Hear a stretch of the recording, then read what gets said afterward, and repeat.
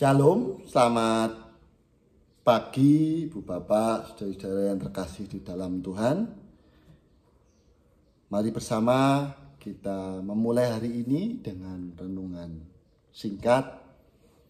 Saya akan membacakan dari Amos 6 ayat 1a, dilanjutkan ayat 4 dan yang ke-7. Sebelum itu, mari bersama kita berdoa. Tuhan Yesus, kami bersyukur atas penyertaan-Mu ketika kami boleh menjalani hari ini. Itu semua karena pertolongan Tuhan. Bersama kami akan merenungkan sabda-Mu. Tuhan tolong kami. Di dalam nama Tuhan Yesus kami berdoa. Amin. Amos 6, Ibu Bapak, menjadi bacaan kita. Amos 6 ayat 1a, dilanjutkan ayat 4 sampai yang ke-7. Rasa tentram yang palsu. Celaka atas orang-orang yang merasa aman di Sion, atas orang-orang yang merasa tentram di gunung Samaria. Ayatnya yang keempat, yang berbaring di tempat tidur dari gading dan duduk berjuntai di ranjang, yang makan anak-anak domba dari kumpulan kambing domba dan anak-anak lembu dari tengah-tengah kawanan binatang yang tambun, yang bernyanyi-nyanyi mendengar bunyi gambus dan seperti Daud menciptakan bunyi-bunyian bagi dirinya, yang minum anggur dari bokor dan berurap dengan minyak yang paling baik, tetapi tidak berduka karena hancurnya keturunan Yusuf. Sebab itu, sekarang mereka akan pergi sebagai orang buangan di kepala barisan, dan berlalulah keriuhan pesta orang-orang yang duduk berjuntai itu.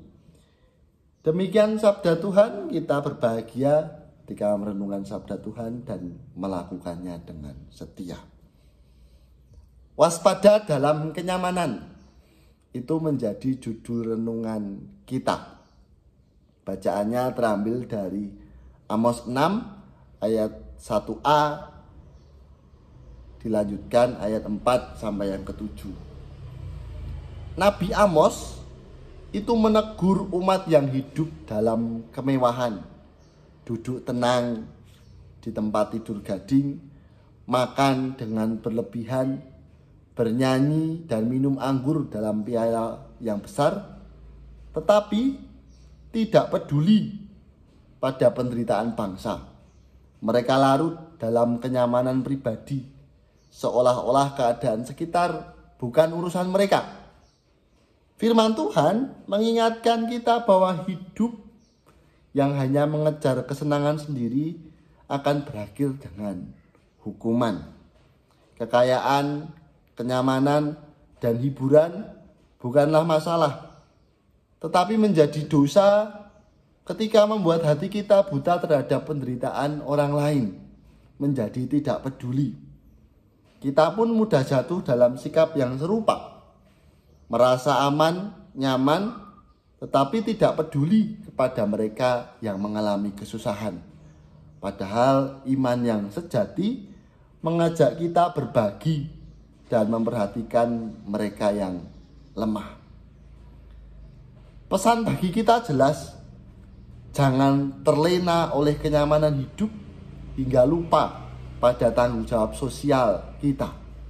Tuhan memanggil kita untuk waspada, peduli, dan peka pada jeritan sesama, pada kebutuhan sesama, supaya hidup kita menjadi berkat bagi banyak orang, bagi seluruh ciptaan.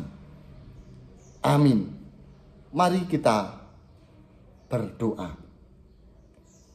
Mengucap syukur Tuhan ketika Tuhan mengingatkan kami untuk peduli pada sesama. Kiranya Tuhan mampukan kami. Di dalam nama Tuhan Yesus kami berdoa. Amin. Selamat menjalani kehidupan.